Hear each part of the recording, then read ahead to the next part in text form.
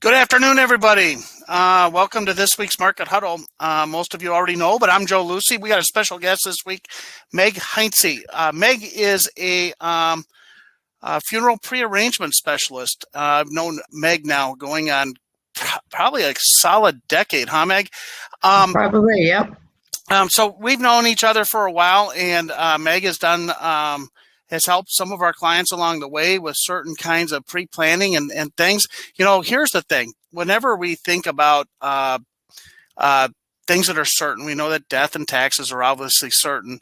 And oftentimes around the passing of a loved one, there's a lot of crisis. And when do we do the best crisis planning? Well, prior to the crisis planning. So over 25 years here that I've been doing financial planning, we all know that the passing of a loved one is very emotional, and I know that Meg's going to talk a little bit about that. But having the ability to think through this and do some pre-planning for your family and loved ones is obviously something I think that makes a lot of difference. And part of what we do here at Secure Retirement Financial, making sure that it's not just about the wealth accumulation, it's also about how all these other areas meet into our retirement planning. And mortality is obviously some of that. So with that said, quick disclaimer before I pass this off to Meg here. Obviously, we aren't going to be talking too much about taxes or legal. We might get into some of the legal docs and such, probably not. But we're not attorneys. We're not tax. We can't interpret tax code. We don't work for the federal government, those kind of things here. That's what this disclaimer says. So without further ado, hey, Meg, thank you for joining us here this morning, and You're welcome. Looking forward to hearing what you have to say here. Thank you. Thanks, Joe. Thank you so much. Appreciate the opportunity to talk to some of you. This is what I do. This is what I believe in. I know it's kind of a different kind of occupation, but it is something that everybody needs to deal with. I am a licensed consultant. I work with couples, families, individuals, all through COVID. We've had meetings, we've had webinars.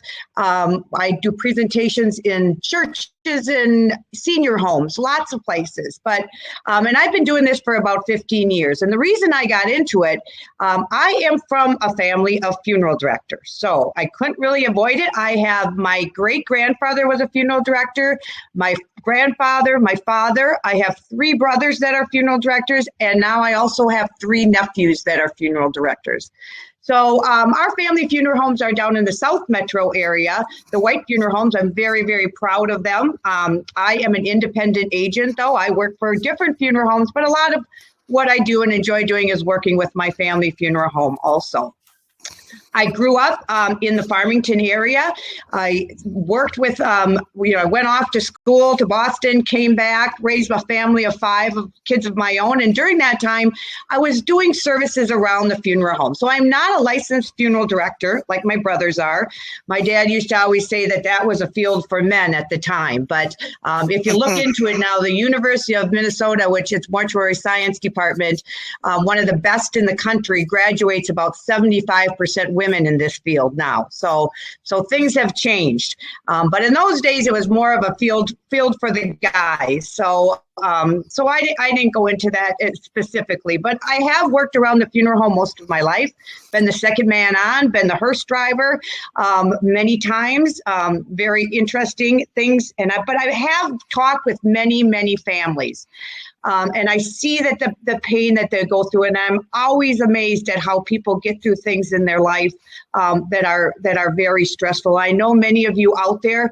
I'm hoping most of you, maybe this is a new subject for you, but I know many people have been through this many times. So I'm going to kind of keep it pretty light. I know it's a serious subject, but we do have to have a little bit of a sense of humor, too. I always say, my dad used to say the best place to be was at a funeral directors convention in Minneapolis. Lots of laughs. So I guess that's how they get through it. So anyway, I'm just going to go on here, and I'm going to tell you a little bit about why people pre-plan today, how it's done. What are some of the advantages of it, and some of just my regular experience is in talking with people about this subject.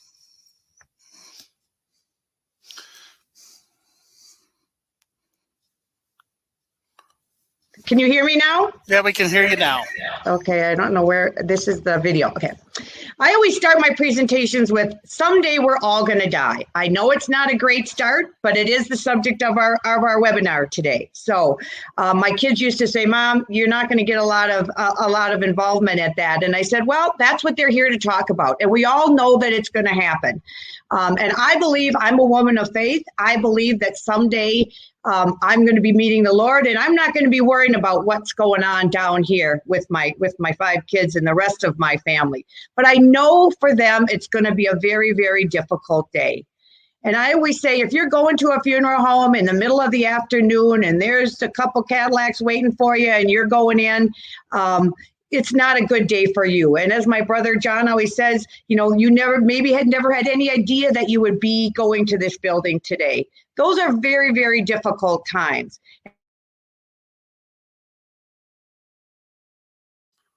We might have lost you again. Oh, you got me? Yep, we're back. Okay.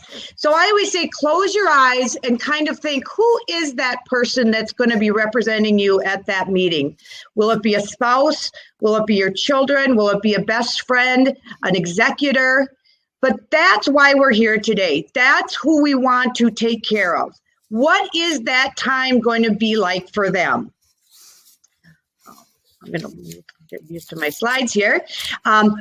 When people pass away, the first call after a medical examiner or a hospice worker or something, the next thing the family is going to do is call a funeral director. And I work, as I said, with different funeral homes and different funeral directors.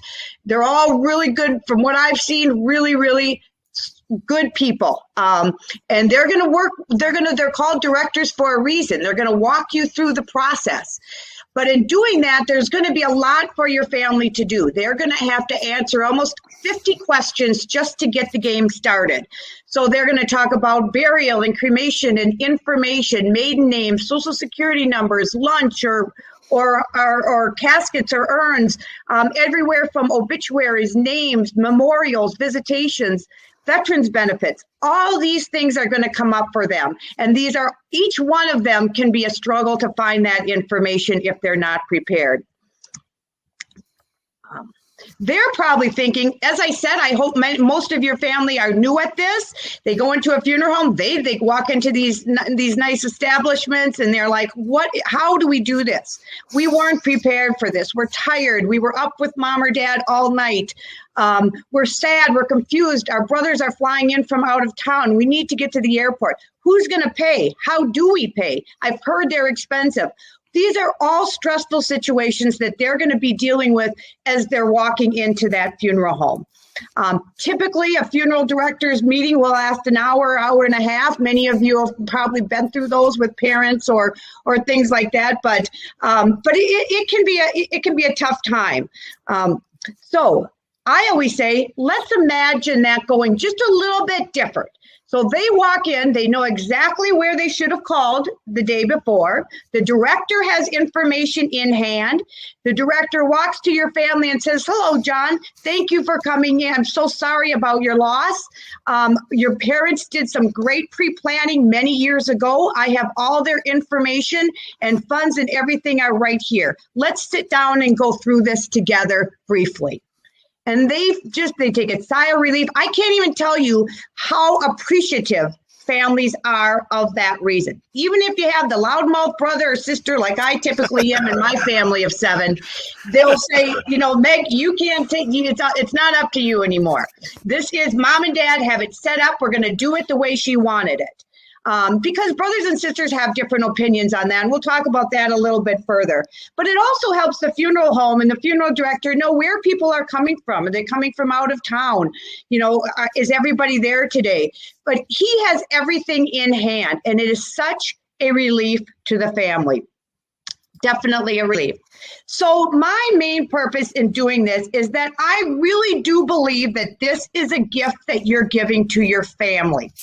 Like I said, you're not going to see it done, but, I don't know, maybe you believe you are looking down. I don't know, but I just think that we can leave a path for them when we're gone so that they don't have to go through some of the very it's always hard. I see, and there'll always be tragedies in your life where things cannot be planned. But as people get older and they, start doing estate planning and things, this has become almost the same as doing a will or a power of attorney or a healthcare directive. A directive is what we call a funeral directive, can be just as important as all those things. And I work with many elder attorneys, many financial planners to make sure that families do set this up the best they can for their families going forward. Peace of mind for them. Let's just talk about their situation. We kind of touched on that a little on the last slide, but again, hopefully they haven't had a lot of experience with this. So they're under stress anyway. They've been sad just if there's, depending on what the situation was before they got there. They walk in, they have written instructions. They don't need to guess what mom or dad would have wanted. They don't need to worry about that. They don't have to doubt, well, would she have wanted this? Should we spend this? This is prettier. Let's do this. But mom was more simple. Let's do this. All of these things come in. Financial concerns. There's no checkbooks changing hands. There's no money coming out saying, do we have to forward this? Do we have to pay this now until the estate sells? None of that is taking place because you've already set up a financial tool to make sure that they don't have to deal with that. I always say with price guarantees and things like that in the industry, they don't even have to look at a price sheet. Be there for 15 or 20 minutes and say, this is what they wanted. Do you have any takeoffs on that? What are your feelings? And they're pretty much like, yep, I'm good. I'm good. That's what I want. And we'll get back a little bit to that sibling thing. I don't know, many of you might have one child, which is hard to carry the burden. You might have 4 or 5 children like me sitting at the table trying to decide what's the best thing to do. One of them maybe spent the last 3 years taking care of mom in the nursing home. The other's flying in from California, has lots of additional funds and really wants to make it expensive or whatever their ideas of that service or that memorial will be. And the thing is, when people are tired and they're under stress and they're talking to each other, especially siblings, I don't know. I mean, my siblings and I get together, I get along always, not really, but in this situation, it's good that nobody has to make big decisions and nobody's throwing out criticisms to each other to say, you know what, I knew best, or I know best, or this is how we're going to do it. I even did a program once where a gentleman that wrote a book, he was a financial planner, and he wrote a book about the stresses that families face when trying to talk about these things after the loss of a parent. So it really is something that is, seeing families sit at that conference table, I can't even tell you how much better it is. And you're using rational thought as you make these decisions. So with any good funeral director, if you haven't have a plan, they're going to show you options. They're just going to give you the heads to go ahead and make your decisions. But you're not making a decision because you didn't see mom the last couple of years, or you're not making a decision because you feel guilty or anything like that, because the emotions are taken out of it. When your parents or when the pre-planning's done, we have very, very rational thought as we go forward. So for you, yes, you get to say, yep, I've taken care of it. It's all taken care of. It lets your family know that you put something personal into it. That adds value to your planning also. Again, you have time to say, well, Meg told us this, and Meg told us this is an option, and this is an option. But I'm going to go online and I'm going to research it, and I'm going to get some other information. Absolutely. You have the time to look around. You even have the time to shop it if you want to. So all of those things are things that you can do over time to get your plan together. Families, instead of sitting at that meeting for 2 hours, the day after somebody they loved has passed, they get to go home and be with each other because the planning is, everything's been taken care of. And that's exactly what it is. And then there's a lot of online and things that can be done without putting all that physical time into sitting with a funeral director at the time.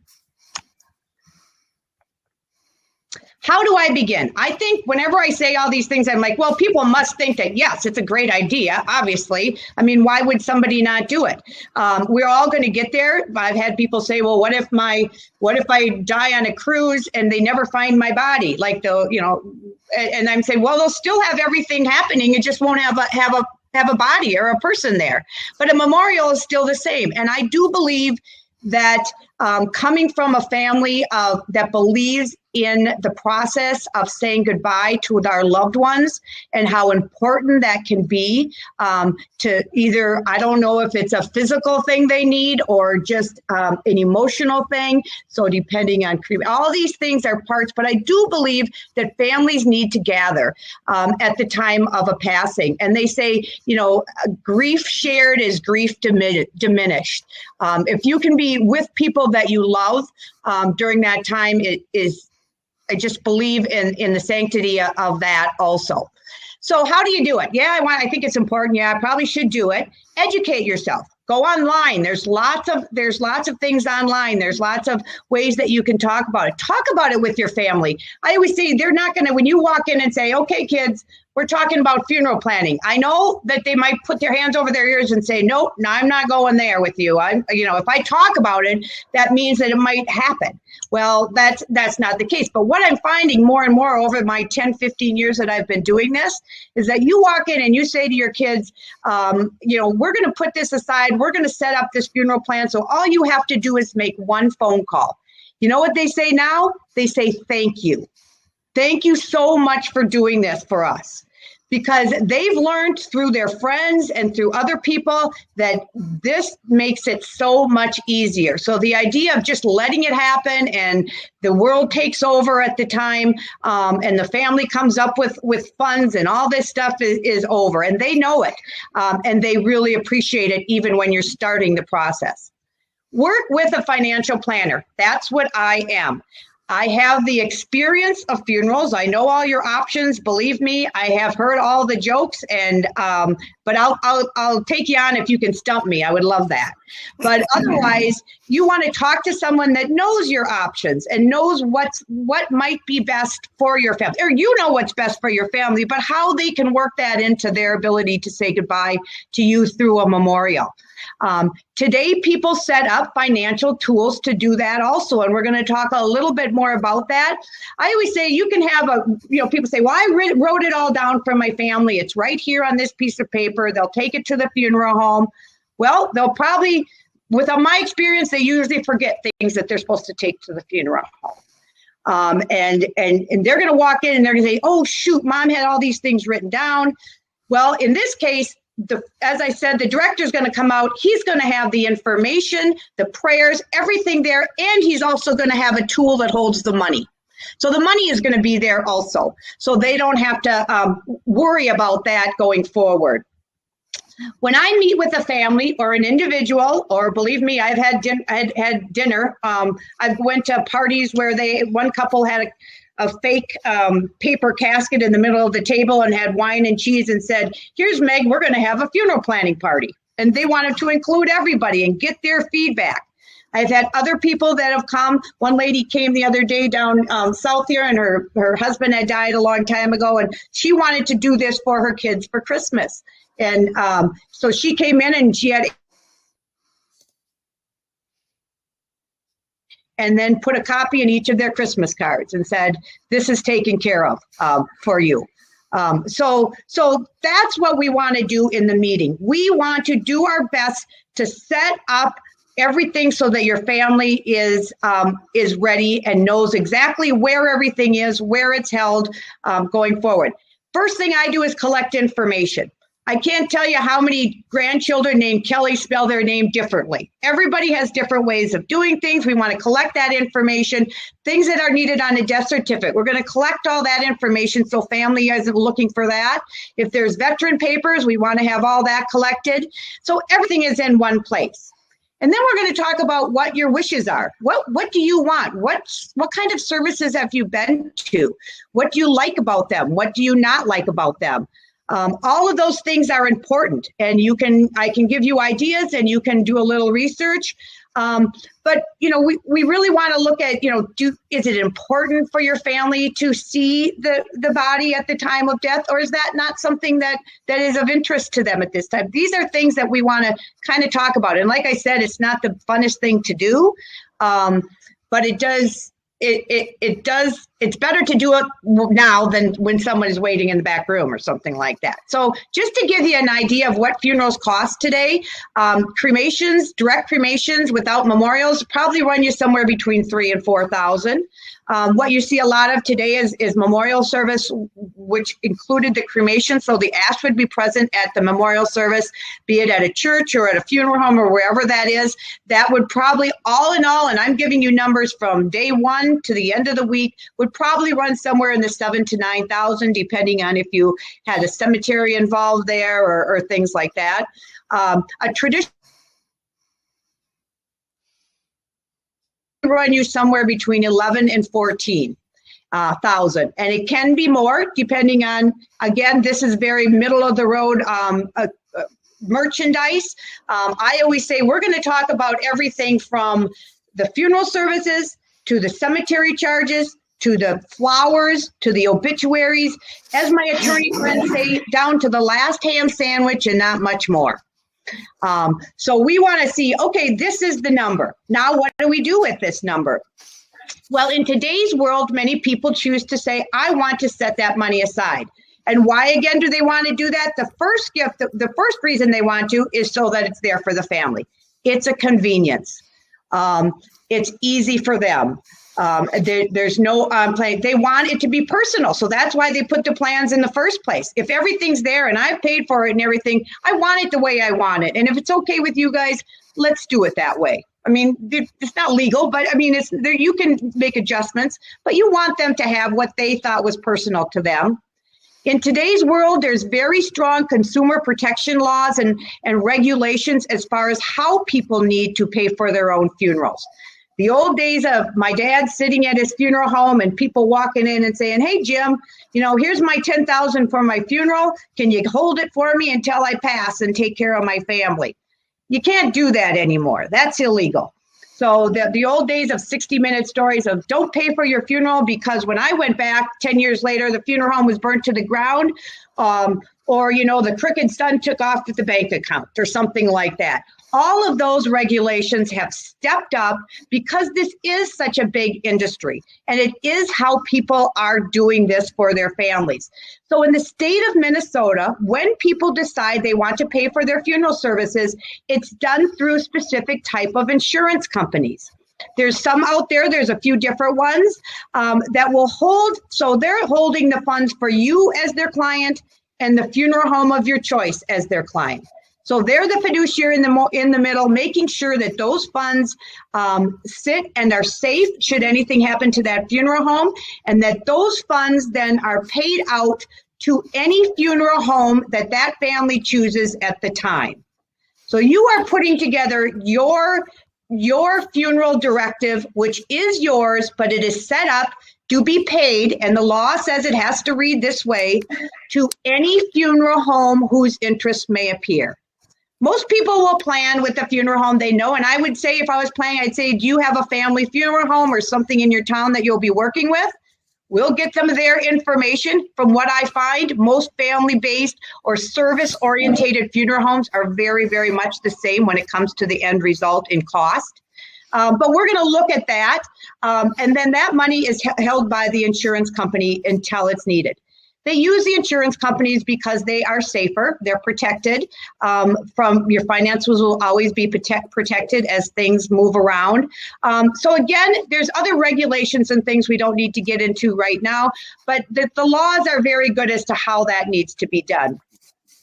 Another reason that many people protect these funds or set up funeral dollars in advance is that it does become what's called a protected asset, which if any of you have had parents or anyone that has dealt with nursing home costs and things like that, your funeral directive is one of the only things that is protected from spend down costs.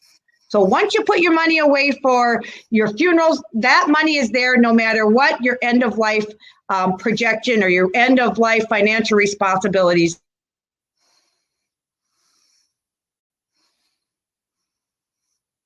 mom fell on her head. She's going to the nursing home. We're supposed to do this. We're supposed to set up what's called an irrevocable funeral home trust. Then we do it, and they do it again because they weren't prepared beforehand.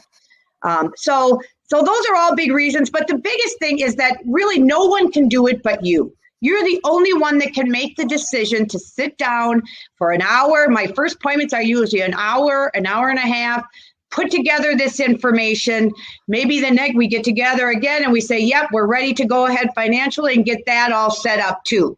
But you're the only one that can do it. Nobody's going to do that for you.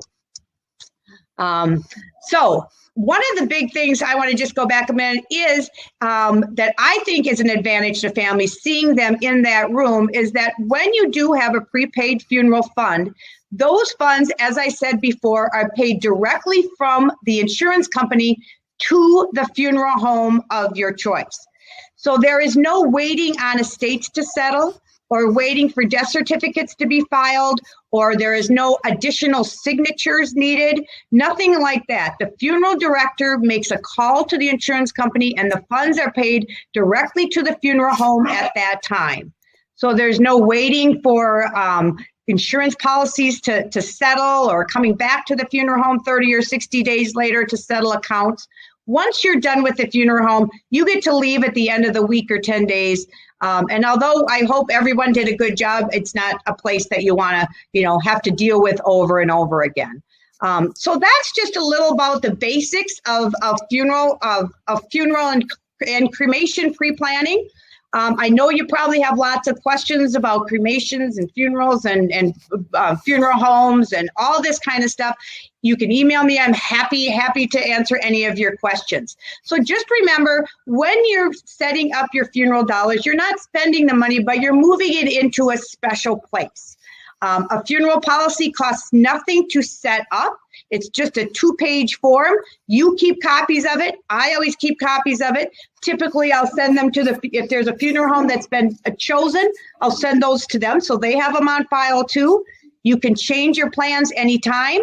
If you move away, your money goes with you. If there's money left over that's not used by your family because you don't have that $1,000 lunch because you're old, hopefully, that money can go back to your family. You're the only one that can do this for your family. And thank you, Joe. That's kind of what I have for today. We can maybe talk about some questions or something going forward there. Yeah, well, so first of all, Meg, thank you so much for talking about a pretty serious topic and lots of good information in there, I believe. For somebody that's not had to necessarily go through much of this, I helped my wife when her dad had passed, and really having that prepared, I can see how that would be just a tremendous amount of help. One question that might come up, Meg, I know your family has a funeral home in the southern suburbs, but you're completely independent. You work. Right. Who can you work with? Who do you work with? I can work with anybody any funeral home in the state of Minnesota. So I'm licensed in the state of Minnesota. I have a couple other funeral homes that I'm regular with, but typically, as I said, these policies are never assigned specifically to a funeral, but I work very closely. I have friends that are pre-planners, things like that. So it's just a matter of using their numbers, and I deal with them ahead of time before we have a meeting. If you have a specific place that you want to work with in your town or something like that. But I'm an independent agent. I just happen to learn the business in a family type of way. So, yeah. Well, and I know that, so what are some of the documents that somebody might need? So if I'm a vet, what kind of documents should I have set aside so that somebody can address that for me someday? And maybe what are some of those documents that everybody's going to need, whether it's, marriage certificates or something like that? Right. And you know what, the biggest thing that's going to happen as far as documents is that a death certificate's going to be filed. We want to get that information ahead of time. We typically don't need marriage licenses. It's always nice if there's a birth certificate, because that's going to give you the place of birth, the mother's maiden name, all of that information. But typically a family might know that anyway. So we want to collect that, and there's pre-papers I can send out where people can start collecting that information. Veterans, love our veterans. My son was in the Marine Corps. Thank you for all your services out there. What we want to do, if you decide, and we can talk a lot more, there's a lot of details about Fort Snelling. If you're going to use Fort Snelling as a burial option, that's your biggest benefit when it comes to benefits towards funerals. There's really no benefit towards the funeral itself. As my friend Mary Truax, who's the Dakota County Service Rep, says, you just got to get to the fence at Fort Snelling and they'll pay for everything on that side. So they, the vets are allotted to have the plot, the opening and closing, the internment, the headstone, all of that stuff. But in order to do that, some people think they can do that ahead of time. There's nothing you can do with Fort Snelling ahead of time. Your funeral home deals with Fort Snelling through a national scheduling line. In order to do that, they need to have a copy of the discharge paper. It's typically called a DD 214. Our military guys would know that right off. The funeral home will take a copy of that, and they'll use that information to make the reservation if they're going to use Fort Snelling. And remember, Fort Snelling is an option for not only the veteran, but their spouse and any dependent children also. Looking to see if anybody else has any questions they want to chat in there. I'll tell you what we'll do. If you have questions, if you'd like to reach out to Meg directly, her numbers are right there on the monitor. 952-201-6504 is probably the best number to reach out to her at. If you have just a quick little email, you can see it's megwheintze@gmail.com. Also, of course, if you have any questions and would like us to help connect you, we're more than happy to do that. Let me plug in our calendar here. So if anybody wants to schedule 15 to 20 minutes just to kind of talk about this or any other financial planning topic, obviously, it's not just about Meg and what Meg does, but it's obviously very important. And I think it's a wonderful thing to consider looking at, and one of those things that it's got to be done before it can't be done. So, right. Maybe that's the best way to think of it like that. So Meg, if somebody wants to reach out to you, they can do that direct. If anybody has any questions, we're going to give it just another second here. Okay. If not, we will go ahead and conclude. So we'll be back here next Monday with another market huddle.